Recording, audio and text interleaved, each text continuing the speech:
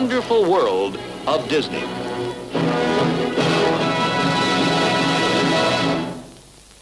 Tonight, from the wonderful world of Disney, we bring you Hamad and the Pirates.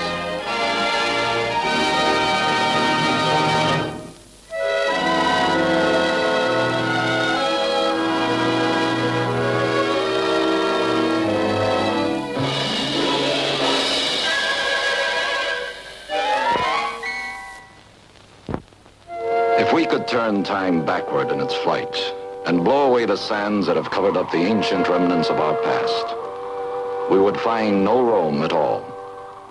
Athens not even thought of. Even Egypt's Great Pyramid not yet begun. More than 5,000 years ago, beyond the eastern shore of the Mediterranean, the first flowers of civilization bloomed on the Gulf of Arabia. On the banks of the Euphrates River, Ur of the Chaldees, the birthplace of Abraham, flourished as the richest city in all Mesopotamia. And 2 days' sail southward beyond the river's mouth lay the small but wealthy island kingdom of Dilmun. Here came trading ships from Ur, heavy with cargoes of scented oils, woolen cloth, and silver. Others brought copper from Akan and luxuries from lands beyond the sunrise. Dilmun was an oasis, a desert island fed by artesian springs that bubbled up and made the land a garden paradise. But it was best known as a home of the fabled pearl divers of antiquity. And so beautiful were the pearls of Dilmun that they were known as the flowers of immortality. Legend says that Noah came here after the flood in search of the pearl of eternal life. But no great civilization lasts forever. And at last the sands of time moved in to cover the temples and the rich men's houses, burying the careful accounting books, the golden trinkets, the jars of offerings to the gods, and all the myriad signs of ancient glories. 2,500 years ago, Dilmun faded into legend and was forgotten.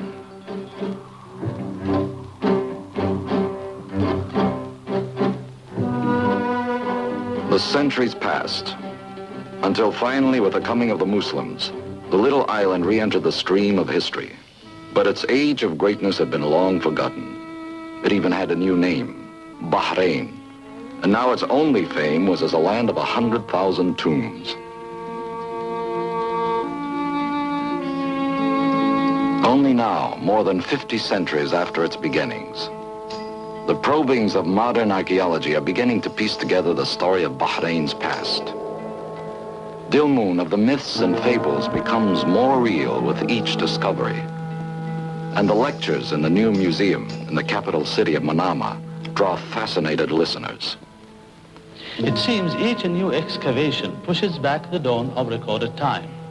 Who knows what future discoveries still lie ahead here on this island of Bahrain. Ladies and gentlemen, we have just unearthed a new find, which has been sealed in crates to be shipped to the International Archaeological Conference on Asian Antiquity. And now, to a 12-year-old boy named Hamad, the treasures of antiquity were an open sesame to enchantment. Ancient relics seemed content to dream quiet dreams, remembering a time when wonders must have been as common in fact as they were in the tales his father used to tell. Tales of genies, enchanted palaces, and magical journeys. Bahrain today, in most ways, is a bustling modern country. But there are many signs that the past lives on. In fact, Hamad himself, during his summer vacation, followed a way of life almost as old as civilization.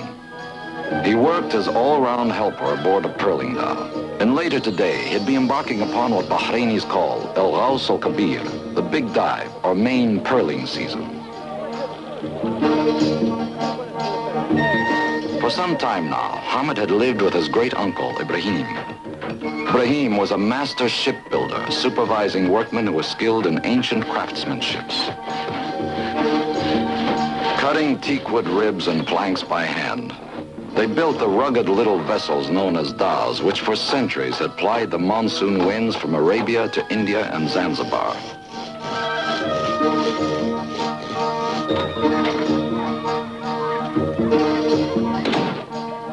Before coming to live with his great-uncle, Hamad, who was the orphan son of a Gulf sailor, had stayed in a series of foster homes. It had turned him into something of a loner, a boy who kept to himself and had never really had time for a childhood. Kids' games bored him. At least, that was what he said.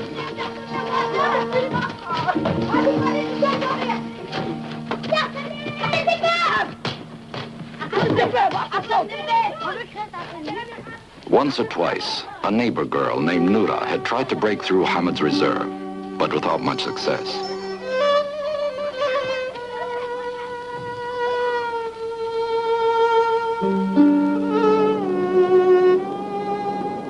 At the waterfront, it was obvious to Hamad that this was no ordinary day.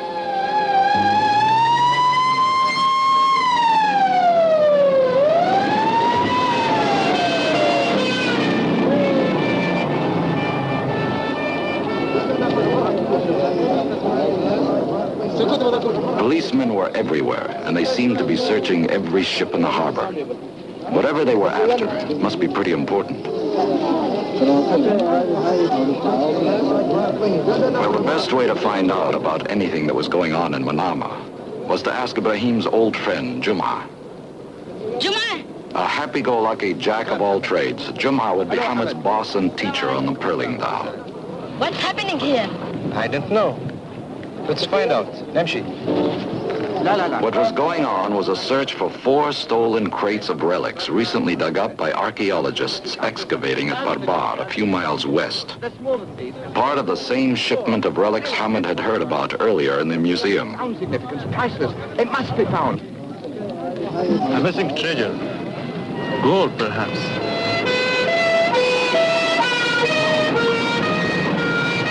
Apparently, the authorities believed the thieves would try to smuggle the goods off the island. When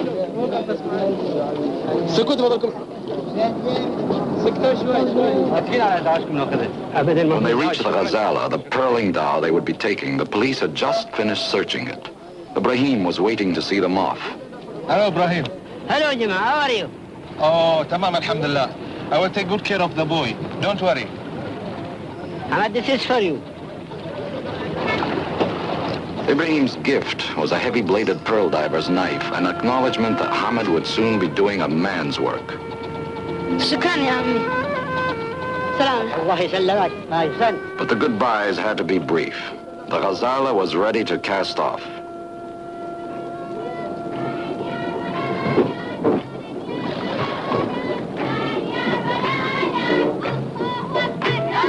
From the dock, the daughters and nieces of the captain and crew sang their traditional send-off, praying for a successful voyage and a safe return.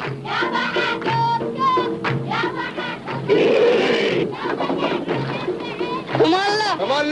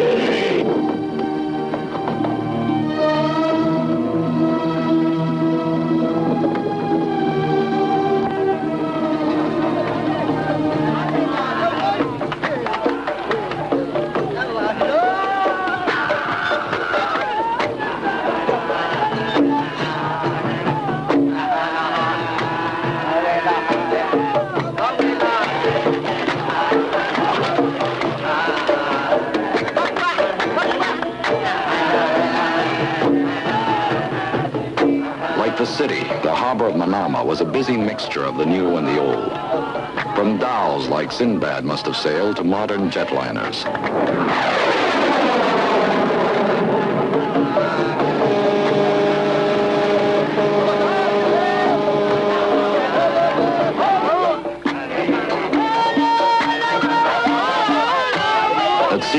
Hamad's loneliness was gone. Here he was in his element, and the overnight sail would be as good as a holiday.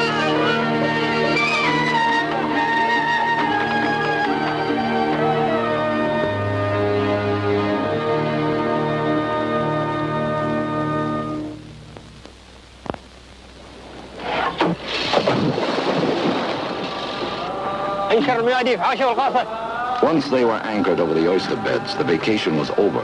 The pearl diver's profession demands unrelenting hard work from early morning till the light fails in late afternoon. The waters of the Arabian Gulf are a good deal saltier than the open sea. This means greater buoyancy, so the divers must use weights to help them reach the bottom.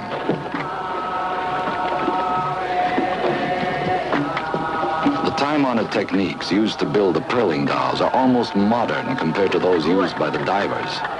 No masks or goggles, no fins, only a nose clip made of bone. All this has hardly changed since Dilmun first earned fame as the great supplier of pearls over 5,000 years ago. And to this day, Bahraini pearls are considered among the finest in the world.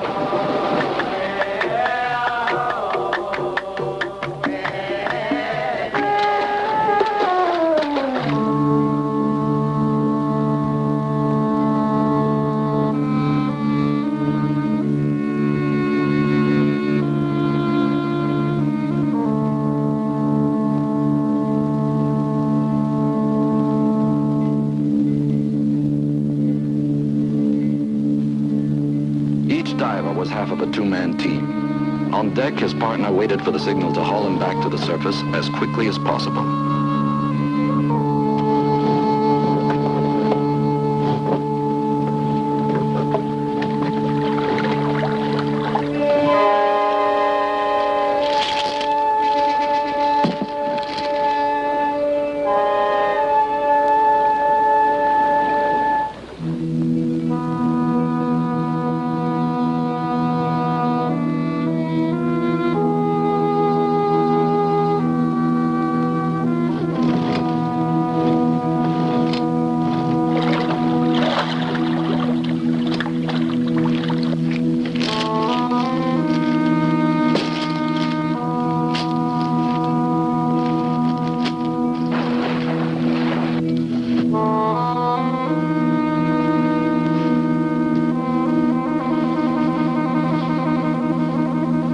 Divers didn't get to take many breaks, but when they did, Jumar always made sure Hamad got the chance to get in some practice. Hamad tried to be serious about it, but Jumar wasn't about to let him. Neither was anybody else aboard.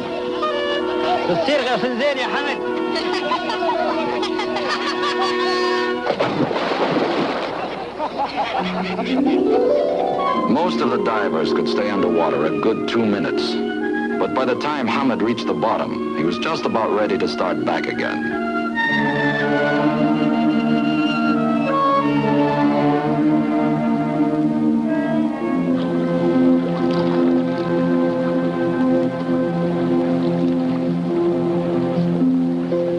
The quantity, Jumar decided, was a bit more impressive than the quality. Hamad's haul included a clam, a scallop, and a couple of snails. Unfortunately, no oysters.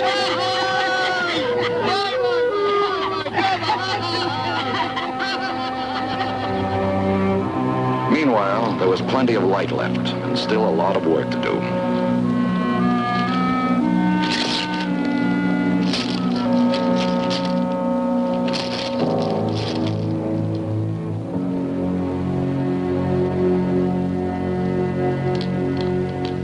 It wasn't until the end of day that the crew learned how well they had done. Then, under the watchful eyes of the captain and the first mate, and by tradition, in complete silence, the divers and their helpers opened the oysters.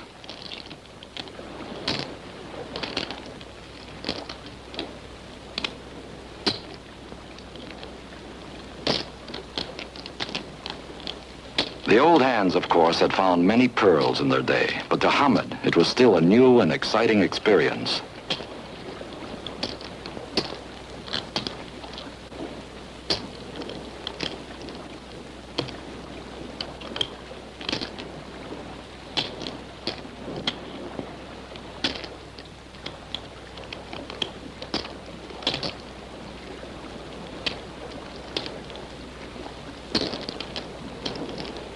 Periodically, it was Juma's job to gather the pearls for delivery to the captain for safekeeping.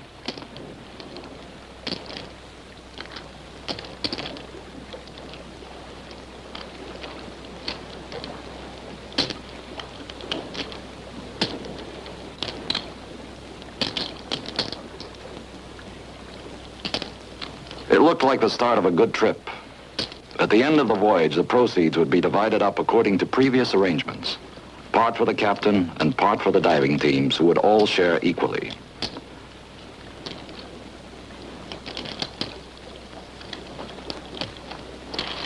There would be no oyster stew for dinner, since the pearlers believe that returning the empty shells to the sea helps enrich the beds for the coming season.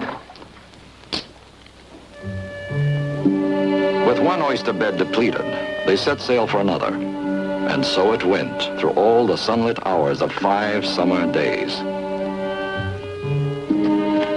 On the afternoon of the 6th day, Hamad learned an important lesson in Gulf seamanship: an undersea freshwater spring.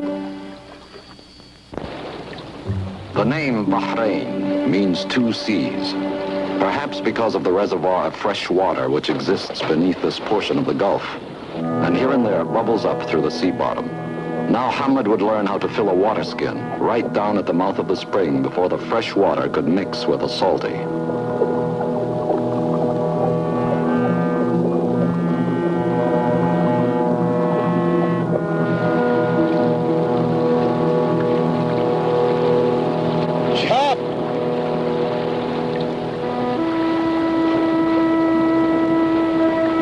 With the water bags full, they returned to the regular evening routine.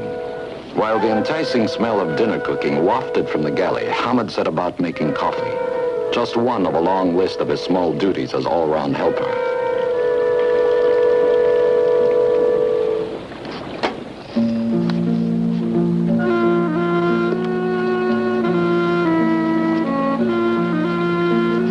Unfortunately, the Ghazala's peaceful schedule was in for a rude interruption.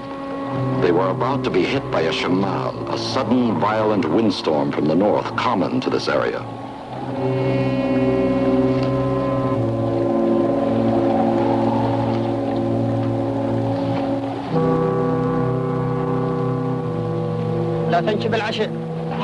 Safety demanded that they raise anchor and run with the storm using the auxiliary motor, even if it did mean everyone had to go hungry for a while. Everything on deck had to be secured, and quickly.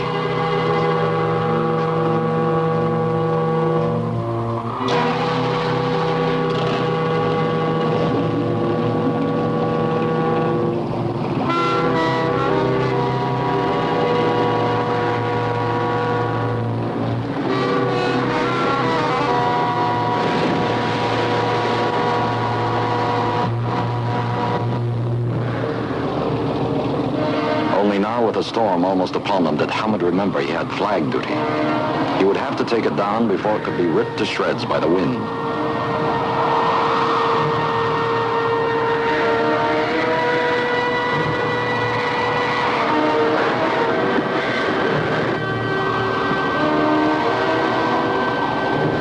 The pearls were the captain's responsibility.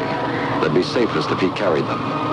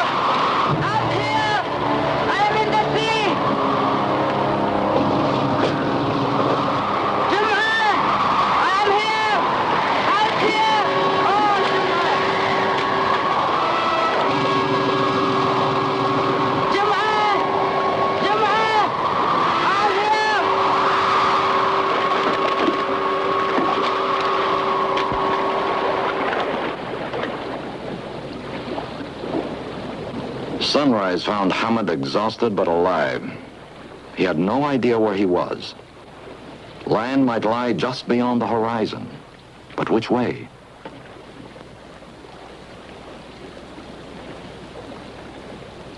Chance, though, had done him one favor, floating him within reach of an undersea spring.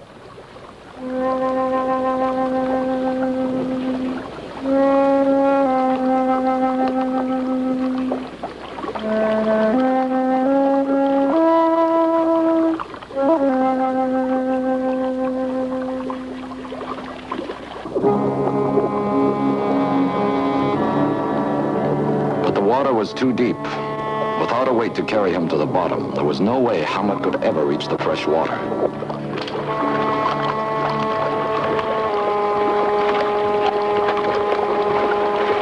All he could do was hang on and endure the passage of interminable hours and unbearable heat.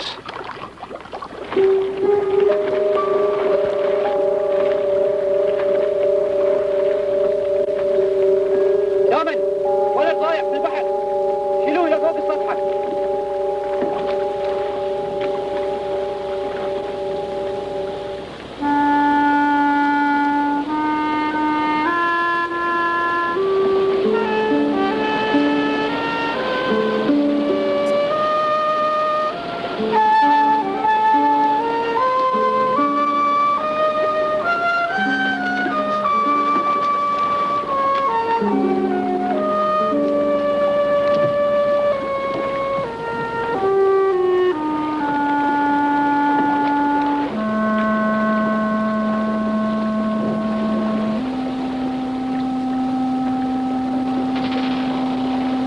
ماي للولد، يلا بسرعة.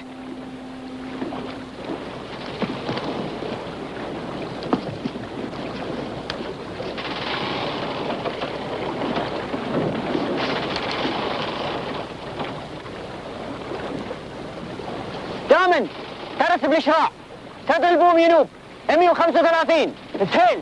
صار سيدي.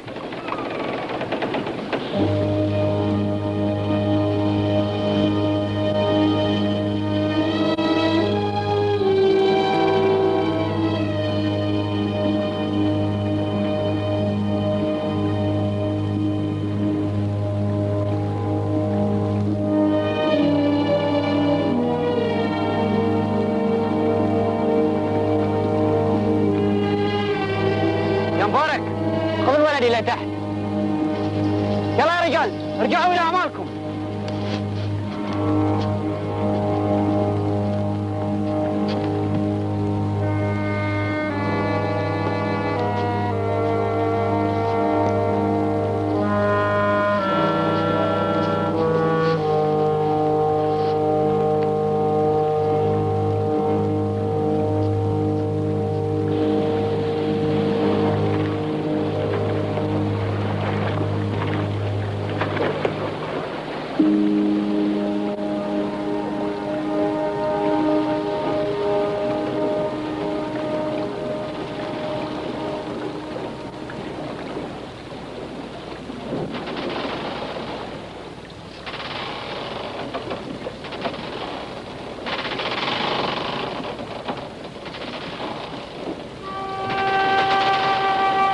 يا مبارك.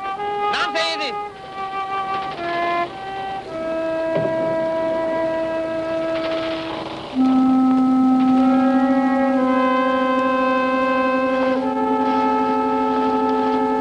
Four crates, numbered and labeled Barbar. These must be the same ones the police had been looking for in Manama Harbor. He'd been rescued by smugglers.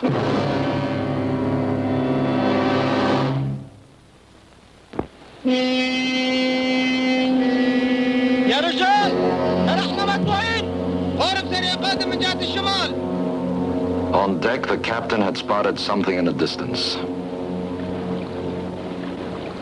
مبارك He recognized it as a patrol boat capable of 23 knots and mounting 3 machine guns. One of the fleet assigned to control smuggling in the Arabian Gulf. We have 5 minutes, he said. Lower sail and prepare for a chase. استعدوا للمطاردة. اي والله سيدي. انتبهوا يا رجال، نزلوا الأشرع واستعدوا للمطاردة.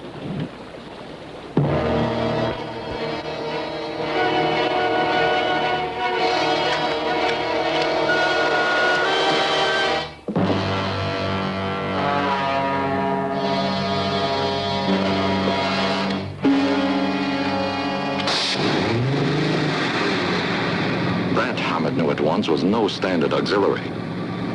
What he didn't know yet was that there were two huge engines, and the second one was refusing to start. Without it, there was no way to outrun the patrol boat.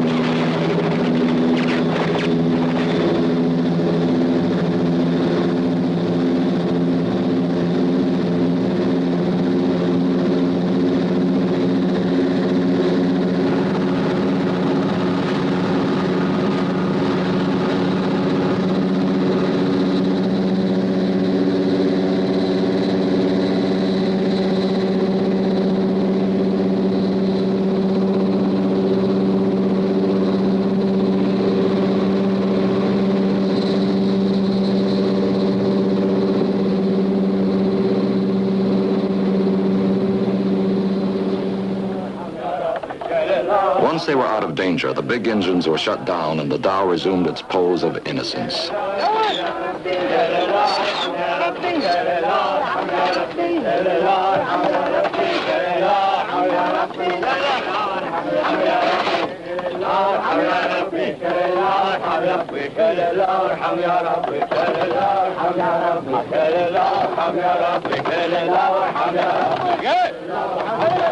انت يا ولد عشا تعرف طباخ؟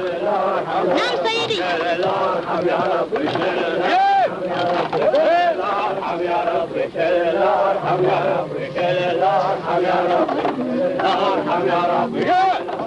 It was clear to Hamad that he was in some kind of trouble, but just how bad it was, he didn't know. Meantime, he'd been told to help the cook, and it seemed safest to play dumb, follow orders, and not ask any questions.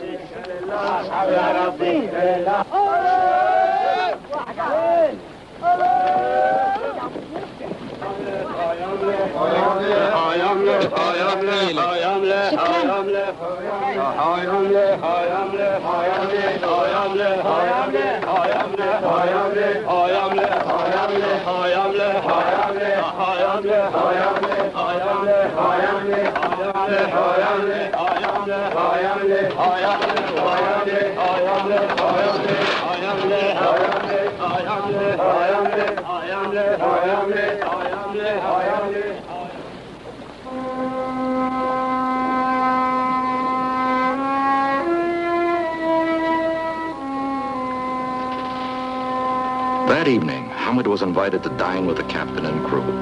It was a princely feast, but hungry as he was, he couldn't enjoy it.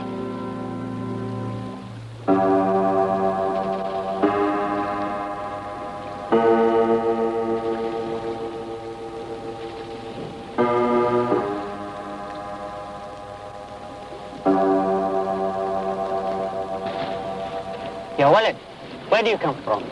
From behind. Bahrain. That is indeed far away. Yes, I know. Tomorrow we will search for a fishing boat to take you ashore.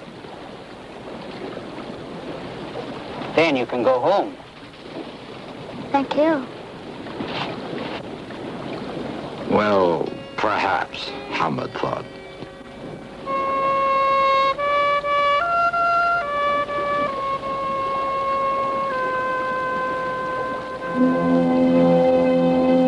The dhow sailed on through the night, silent as a gull.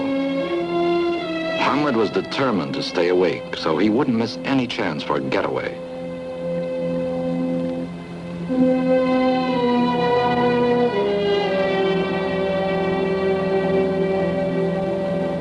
But the long, exhausting day caught up with him.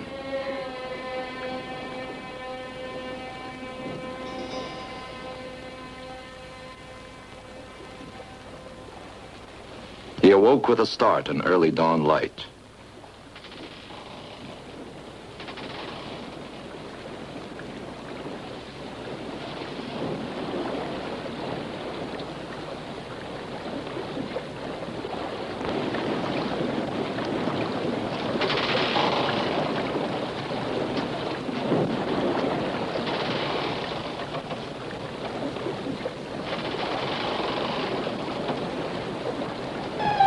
Was it the mainland or an island?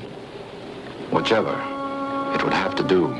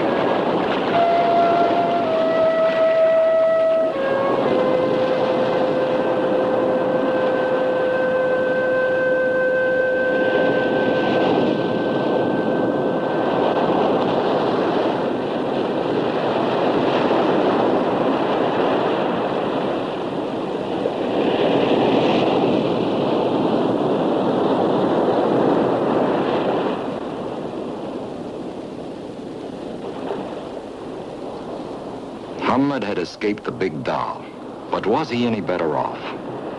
Not unless he could find people, food, and especially water. For all he knew, he could be hundreds of miles from any of them.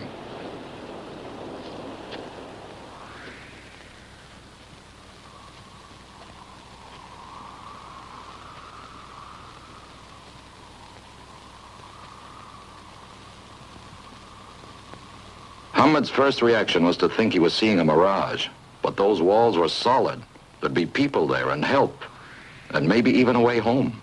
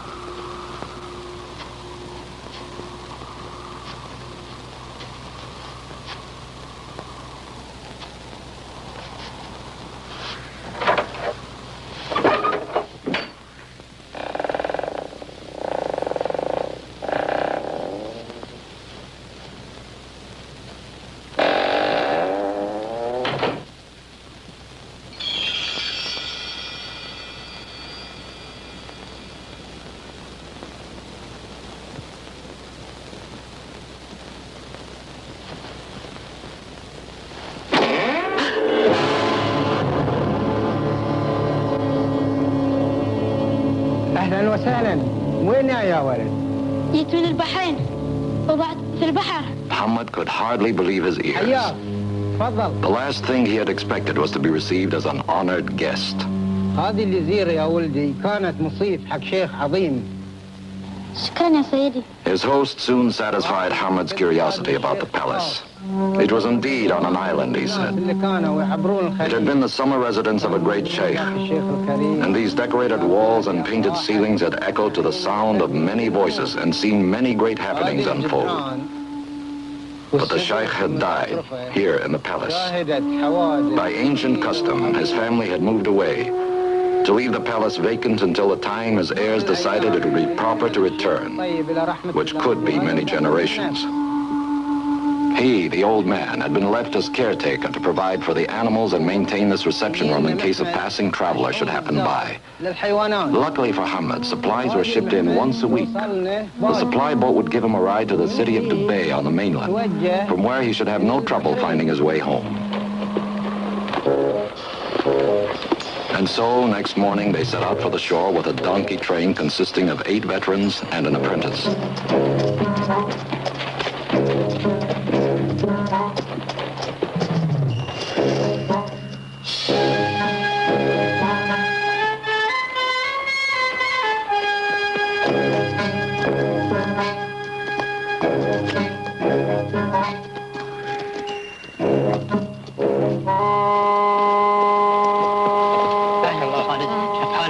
طيب شلون الصحة؟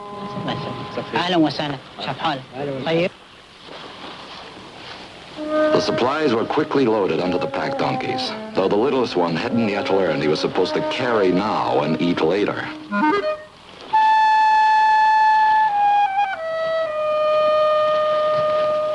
سيدي نعم يا ولد.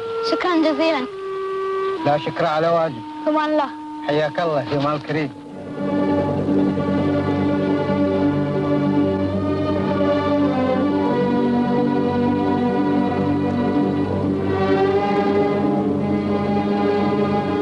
Late that morning, Hamad found himself approaching the unfamiliar docks of the city of Dubai, which lies on the Arabian coast about 300 miles south and east of Bahrain.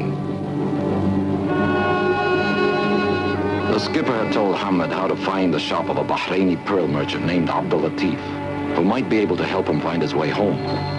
And now he added a few coins to go along with his good wishes. يقدر يساعدك. الله يخليك وسلامك يا سيدي.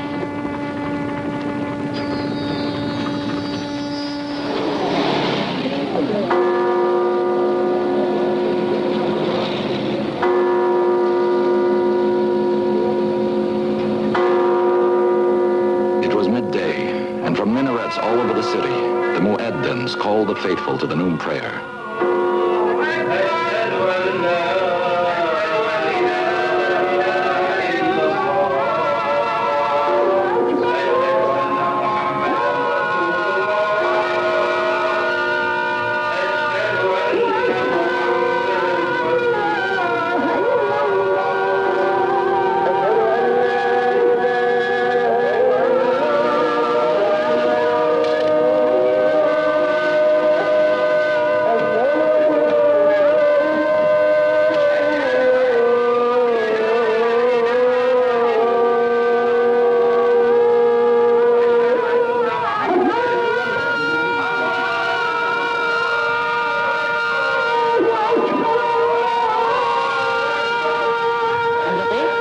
The pearl shop was easy to find, but Abdul Latif himself was away. He'd gone to Bahrain to buy pearls. For the first time, Hamad was beginning to feel how far from home he really was.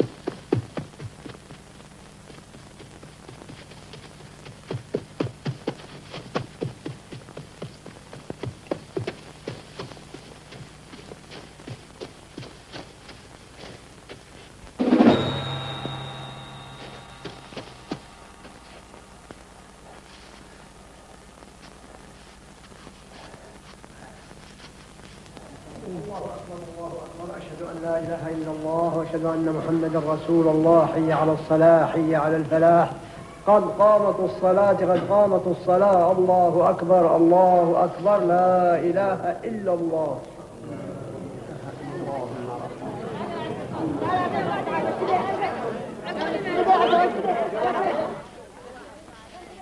The murmur of voices meant the brief noon prayer was over, and Hamad knew the streets would soon be full of people once again. With luck, he should be able to stay lost by mingling with the crowds. But wherever he went, he knew he'd have to stay alert.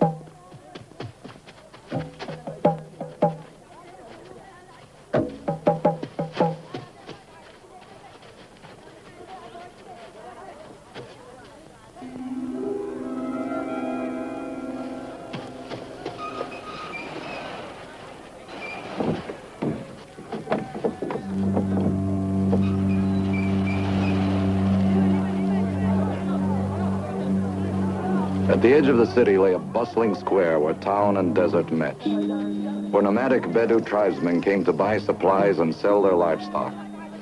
And here, as far from the docks and the smuggler's dhow as he could get, Hamad found his way.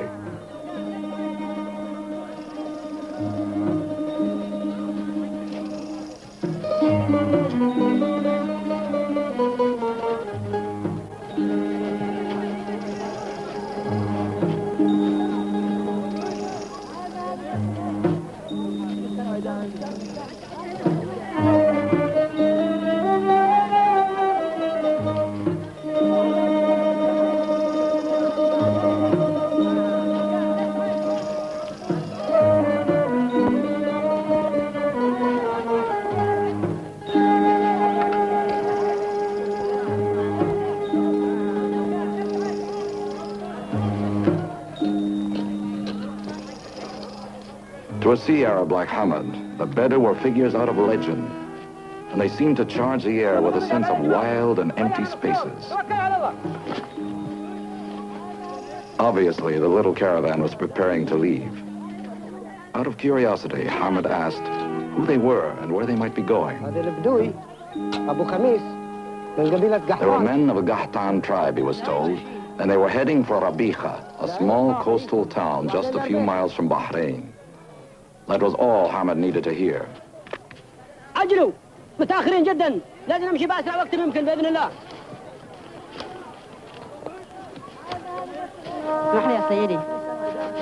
The caravan leader's name was Abu Khamis, and Hamad's Bahraini accent quickly convinced him that the boy was truly what he said he was. أنا من البحرين وحاول أروح وطني. ممكن أجي معاكم يا سيدي؟ Ancient Bedou tradition insists that a traveler in need be given help, so Hamad was invited along. Of course it'd be expensive, and Abu Khamis put him in charge of 2 of the water bags. أنا رايح إلى الصحراء وأحتاج إلى قطرة. هذه كل اللي عندي. In the desert, there was one thing he was going to need: a good-sized Bedouin headgear.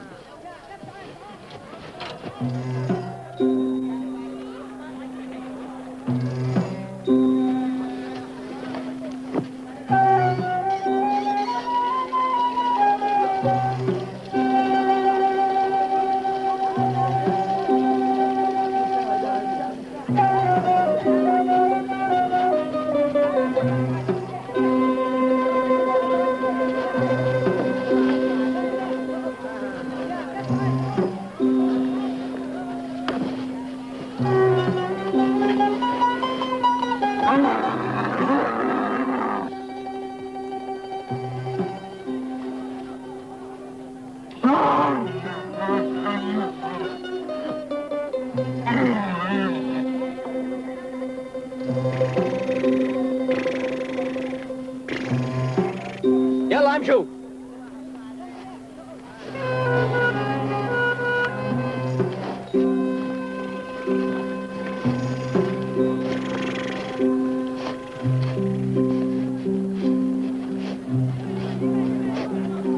If the caravan had been going directly to Rabiha, Hamad would have had only a few days' ride ahead of him. But first, they would go to the oasis of Ain Safi to pick up a herd of camels. That meant many days' journey across the Rub al-Khali, the empty quarter, the biggest, hottest, and driest sand desert in the world.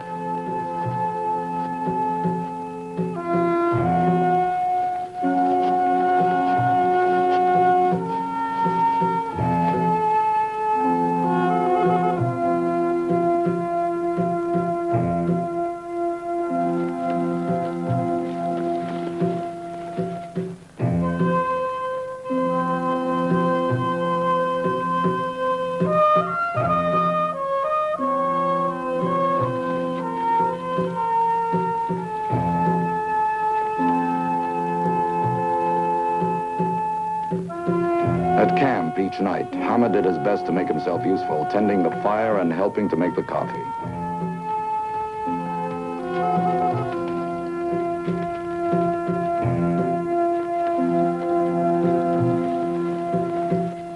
Each day's ride started before sunup to take advantage of the cool, early morning hours, which unfortunately didn't last for long. It seemed to Hamad that he was often hungry, usually thirsty, and always tired.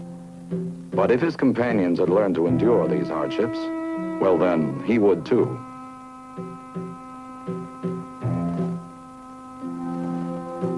But endurance wasn't his problem so much as inexperience, because 2 days short of the next well, there was an accident with the last full water bag.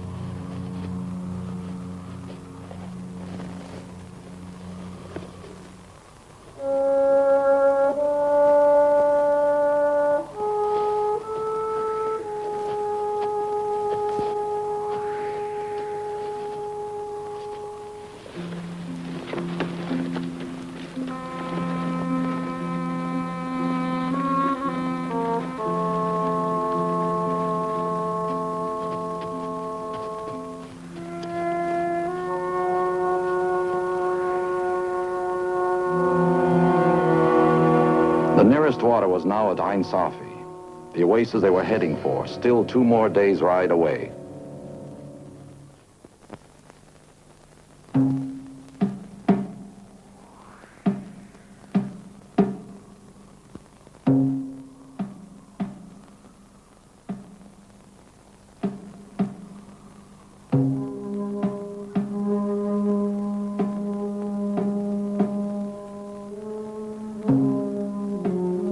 In the days that followed, Hamad was going to learn what real hardship was. The temperatures reached 145 degrees and more. The sand underfoot was too hot to touch, redoubling the heat by radiating it upward.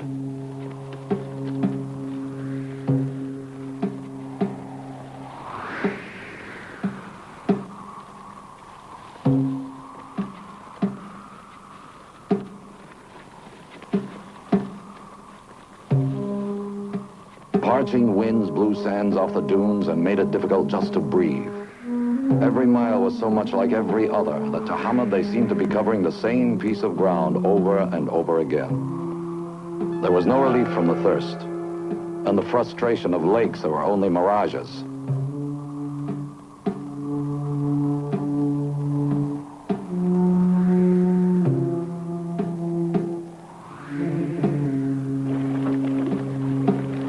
And then, amazingly, they were riding by real water. ابو خميس ماي وايد مالح ما هو بزين بيقتلك. Salty, Abu Khamis explained. 1 drink and you're dead.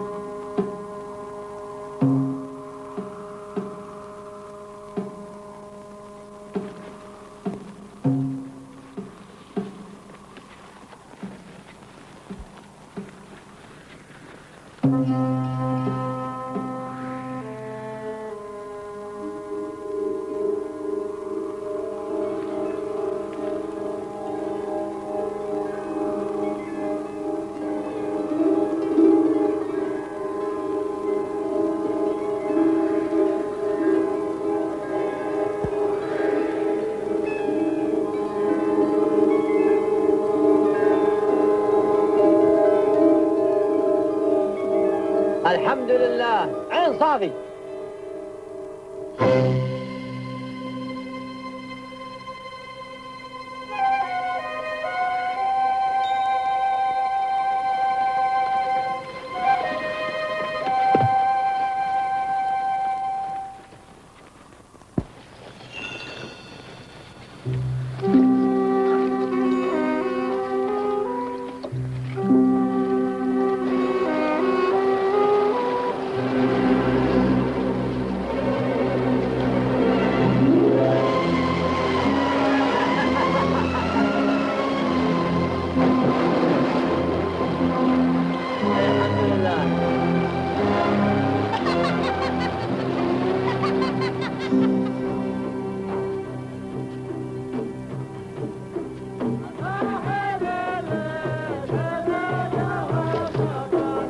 The oasis was a haven of plenty for all, where passing travelers could take time to relax and each, according to his own tribal customs, celebrate victory over the privations of the desert.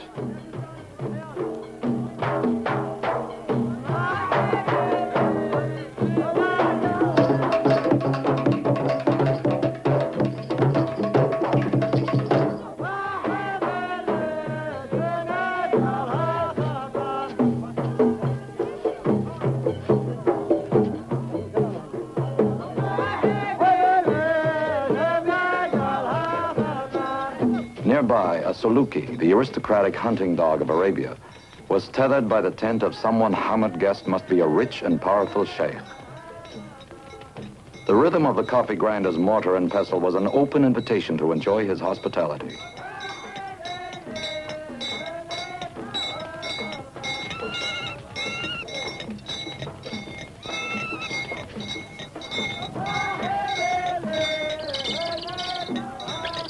There were falconers among his retinue and a pair of beautiful hunting birds.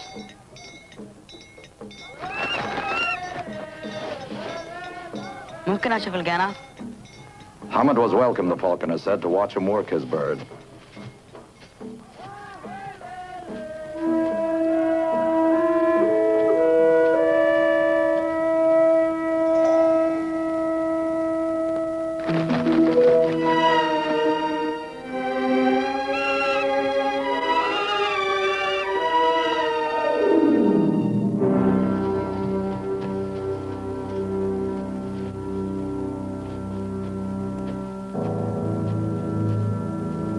Meanwhile, Abu Khamis was already making preparations for the next leg of the journey.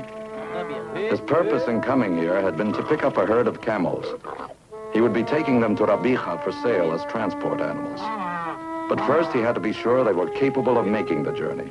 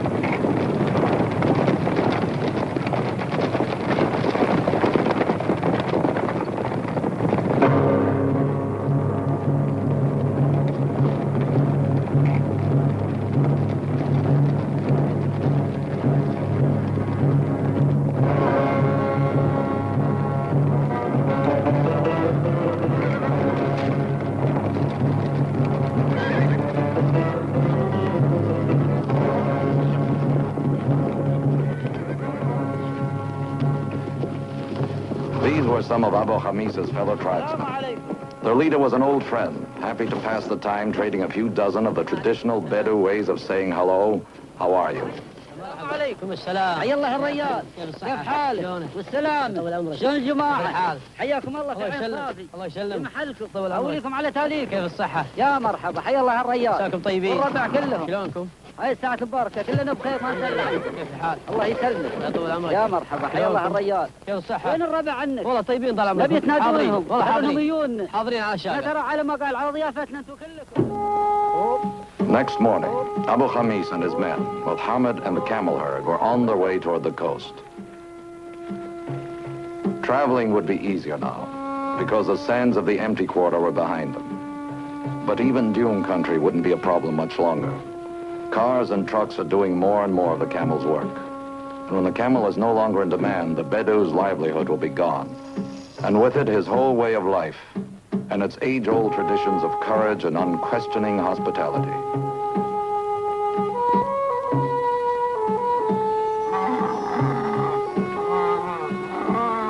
As they rode into Rabiha, Hamad realized more was ending than just his journey. But now he could smell the sea air as easy.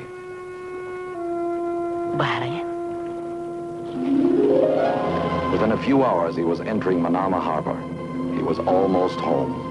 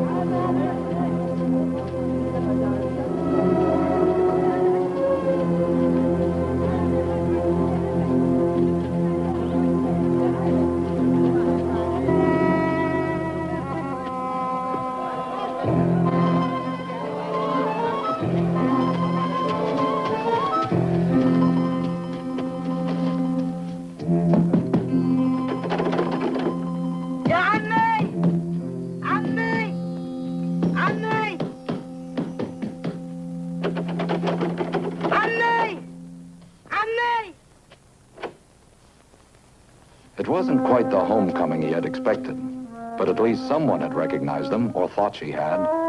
Noura, who lived just on the street. Hamad. Yes, Hamad. I'm alive, Noura. But where's my Uncle Ibrahim? She told him that Ibrahim had gone to visit a cousin at the other end of the island and hadn't said when he'd be back. The big dish? Juma was working at the big dish.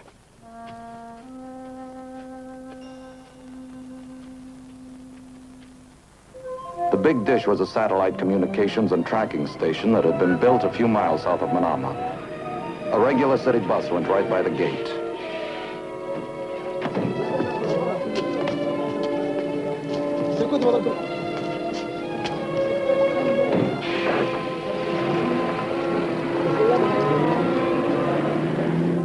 من فضلك وين جمعة عبد الله؟ شكرا.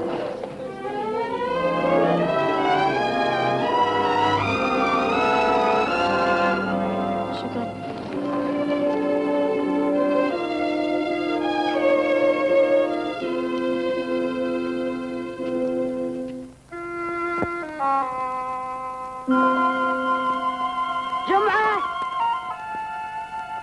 جمعة It is me, Hamad. حمد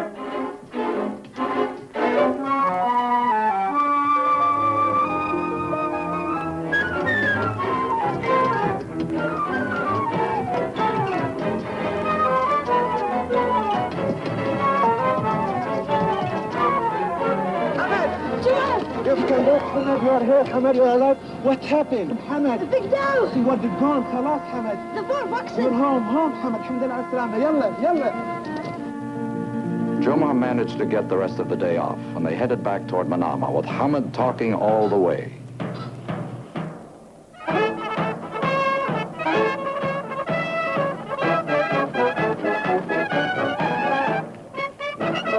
They'd reached the police fort when Hamad came to the part about the patrol boat chasing them, and the crates of treasure being thrown overboard, and the island of the 3 trees. And Juma began to sense the happy presence of opportunity. This was no time for Hamad to go and tell the authorities his story. As he explained, the crates might not even be there anymore. Wouldn't it be better to go and look and bring back whatever they found? If they were successful, they might even be thought of as heroes. He knew where he could borrow a boat, and they'd be back in Manama the day after tomorrow. It was a remarkably good and quick job of persuasion. Before they left, though, Hamad insisted on leaving a note for Ibrahim. Otherwise, he would learn of Hamad's return from Noura and then worry over why he had disappeared again.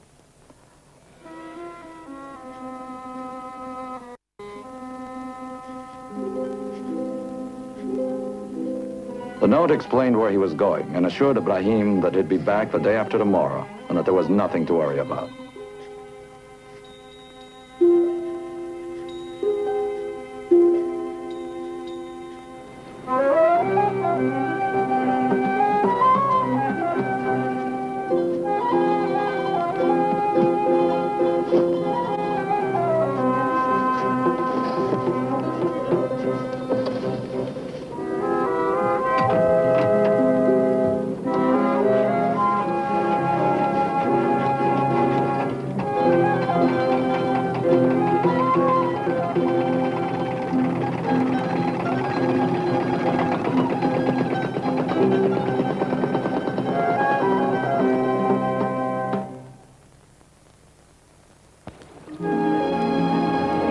Jumah had been sailing the Gulf most of his life. He was sure he could find the island of three trees from the few clues Hamad had been able to give him. In fact, he was so sure they'd return with a boatload of treasure that he made up a song about it. They sailed through the night, singing like children on their way to a picnic.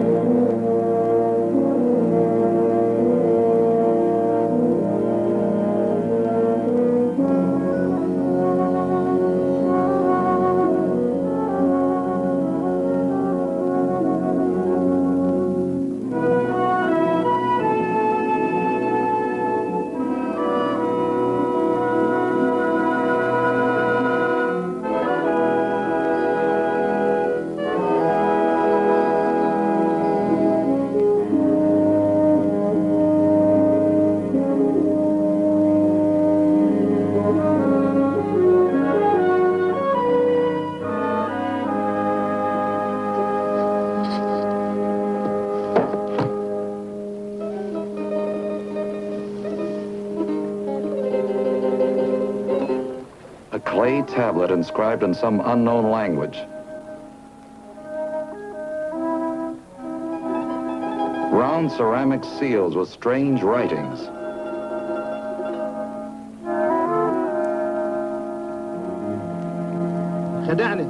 No gold, no jewels, not even an amber bead. Not much of a treasure, but surely no reason for Jumah to get this angry.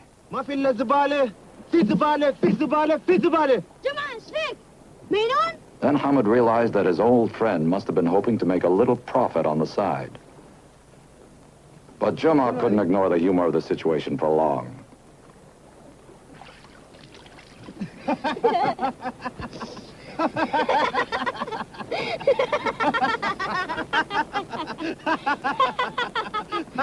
find the next one.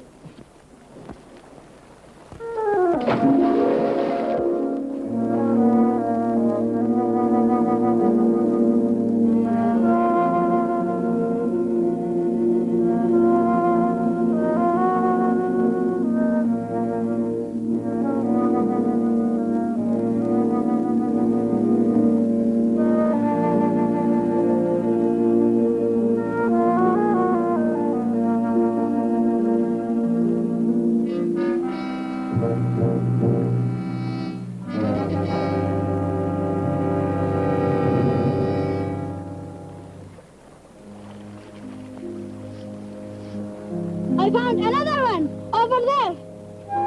We'll have to move over to it.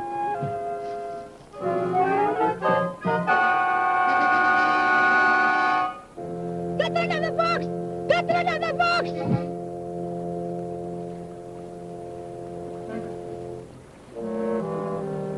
وقعنا في مصيبة.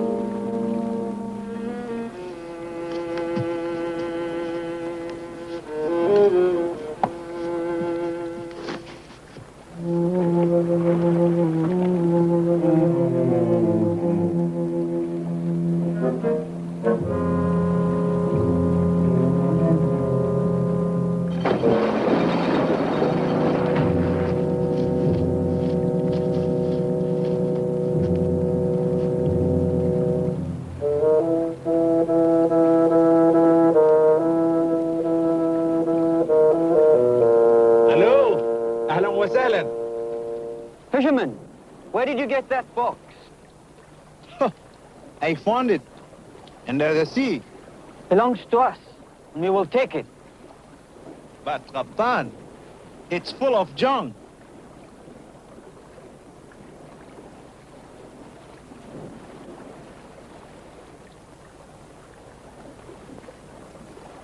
Then it's yours.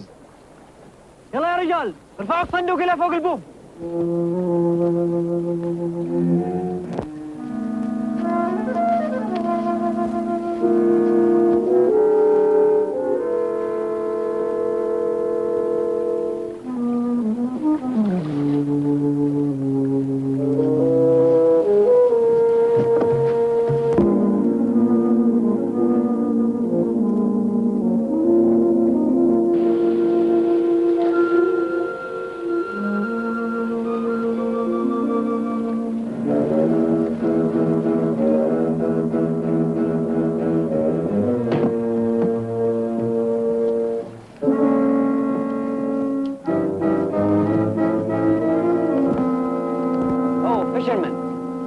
Thank you so much.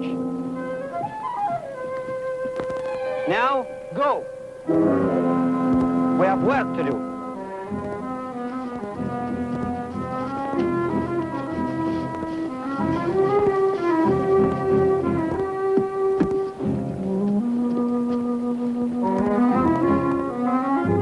Jumma had no idea where Hamad had got to, but he had to follow orders and leave, or else.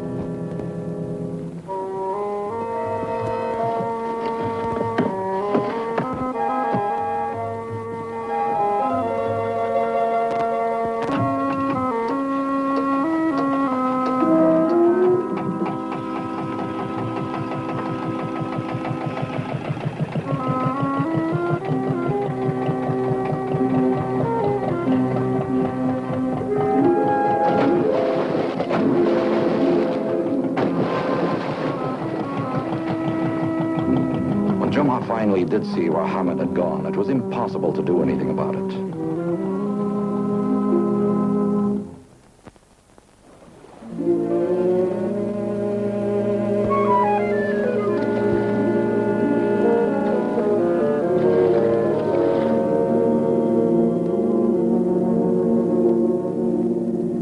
If one of those divers looked up, Hamad would be discovered. It'd be safer on the rudder, under the overhang of the stern.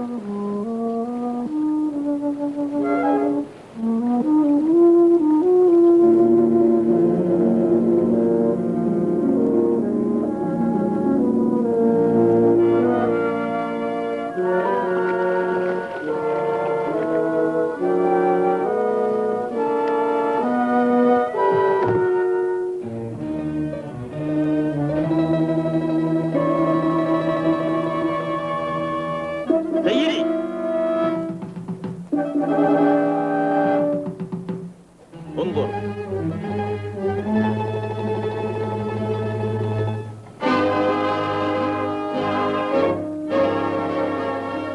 captain recognized it as a British minesweeper, HMS Yarnton, on temporary duty to the Sheikh of Bahrain.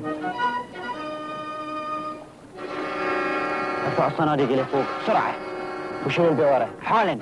يلا سيدي.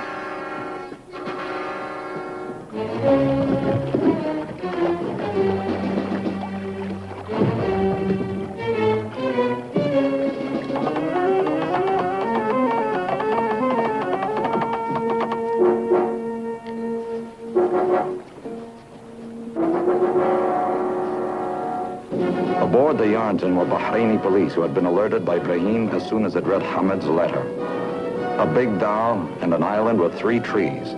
Just what they were looking for. That's the one. Right. Action stations.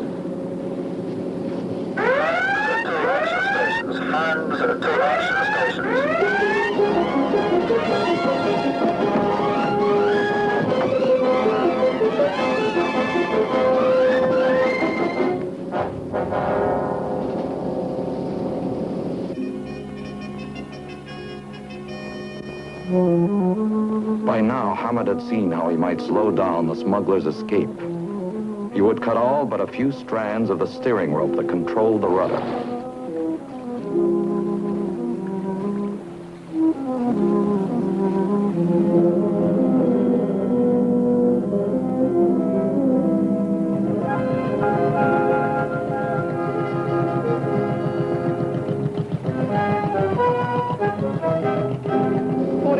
Stand to, policy surface, with HET, load, load, load.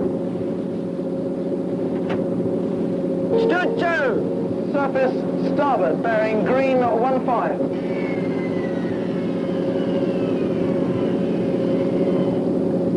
Target! Roger. There's the dial. Roger, sir.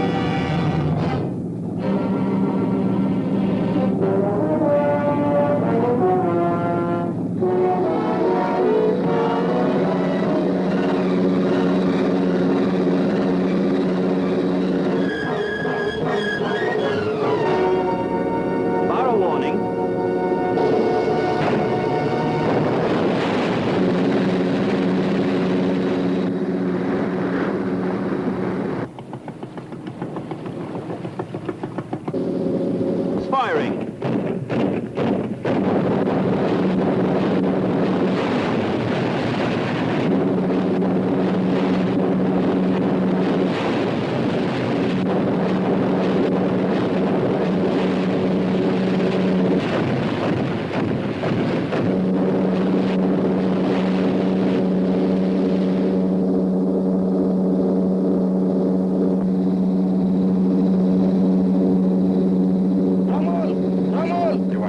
Shallow water, a sandbar.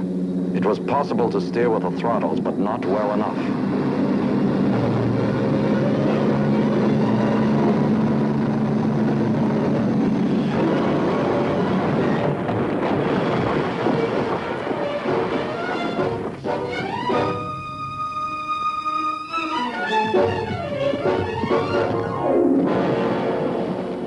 برك. خلاص ما في فايدة.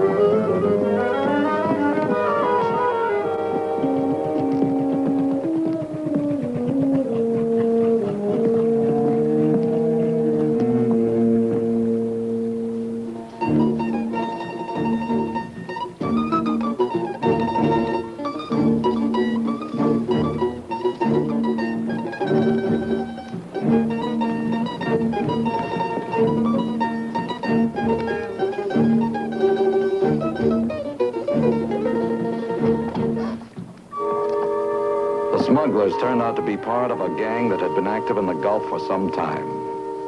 If they'd escaped, they would have made quite a haul, because the gold and jewels Juma had dreamed of were there after all, in one of the other crates.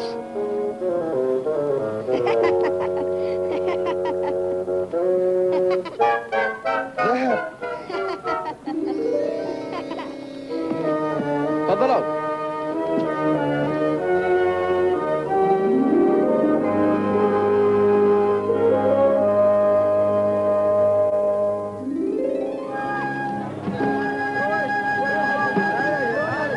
Hamad's second homecoming was a lot more impressive than the first had been. But he knew what it really meant.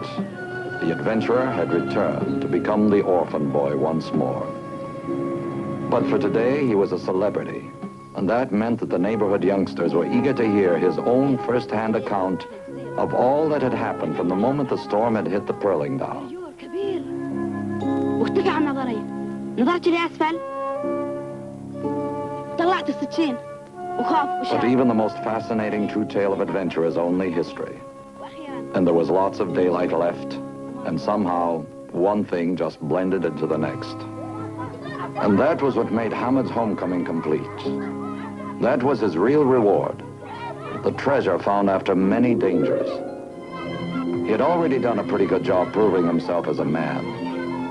Now at last, he could enjoy himself as a 12-year-old boy.